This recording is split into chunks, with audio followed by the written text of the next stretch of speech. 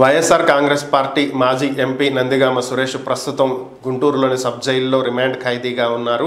TDP party కేంద్ర కార్యాలయం మీద దాడికి సంబంధించి ఆయన ఆరోపణలు ఎదుర్కొంటూ ప్రస్తుతం జైల్లో ఉన్న విషయం అందరికీ తెలిసిందే. అయితే నిన్న వైఎస్ఆర్ కాంగ్రెస్ పార్టీ అధినేత జగన్మోహన్ రెడ్డి నందిగామ సురేష్ని పరామర్శించడానికి ములాఖాత్లో భాగంగా ఆయన నిన్న గుంటూరు జైలుకి వెళ్ళిన విషయం అందరికీ తెలిసిందే. అనంతరం జగన్మోహన్ రెడ్డి నందిగామ సురేష్ గురించి కొన్ని విషయాలు మీడియాకు వెల్లడించడం జరిగింది. జగన్ని చూడగానే నందిగామ సురేష్ ఏడ్ చేయటం జరిగింది అని చెప్పి ఆయన ప్రకటించారు.